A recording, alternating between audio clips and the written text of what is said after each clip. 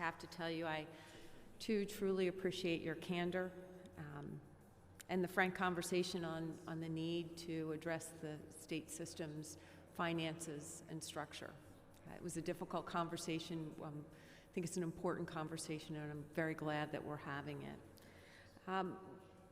In your budget, there's $25 million in funds requested for system redesign investment, and there's talk of supporting the expansion of a new shared service center, online pathways, a shared student information system.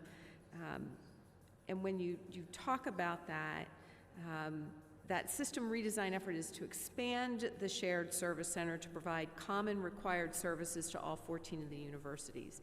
Can you talk about the functions that you are centralizing with this effort? Yeah, not that many. So procurement is one, strategic sourcing, legal, we already have done that, SAP payroll. That was already pre-existing. Data analytics, that was pre-existing. So it's really, I think it's professionalizing the coordinated functions that we have. So that's the list. We've done about $57 million in savings over the last couple of years through work in that arena. So that's a good thing. And I should say that it's not like centralized at the Office of the Chancellor. The operating model is one where there are still people who work in a coordinated way for the state system, but they are also in touch with their universities that they're in service to, and may often be located at those universities. So it's really more of a coordinating model, and the shared services effort is managed by the university. It is overseen by the university presidents.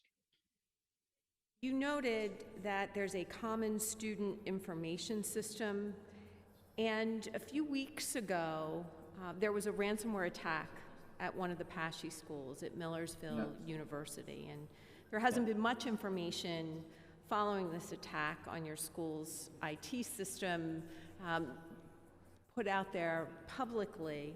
So could you talk about the scope of the attack, what it included? Did you pay a ransom? And when I look at how you're trying to coordinate these services, what steps are you taking across the entire system to mitigate these types of actions from happening to the system in the future? And are you working collaboratively with all 14 schools in the system to assure that they're implementing best practices and can learn from what happened at Millersville? Yeah, so let me take the cyber attack first. So that happened, I guess, almost a couple weeks ago, and so upon discovery that it had happened, the university took all the necessary steps, really going down two paths simultaneously. The first is forensic investigation to determine whether any personal identifying information has been compromised. And then the second, obviously, is to remediate and bring the systems back up, beginning with, obviously, the systems that are essential for instruction. And I think instruction was brought back online within, I think the attack happened on a Sunday, and instruction was brought up, I think they lost 2 days, Monday and Tuesday. The forensic investigation is still ongoing. I've been in touch with the FBI and all sorts of other actors. It has been discovered that some personal identifying information has been compromised, and obviously the university is taking appropriate actions and notifications, according to the law. So, that to no ransom has been paid at this time, at least to my knowledge.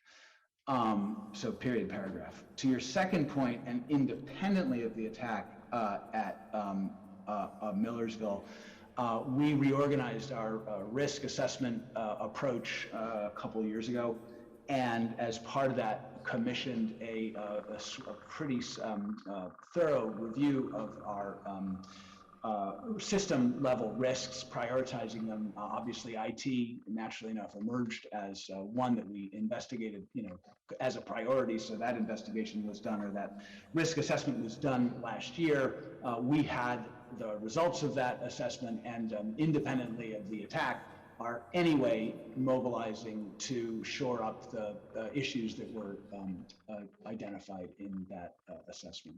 So there's work to do, but I'm confident that we're on it, and that will be a subject of our ongoing work and investment at the system level. Again, the other thing that has happened, just so you know, since I've been here, is that we did hire a CIO for the system. We did not have one.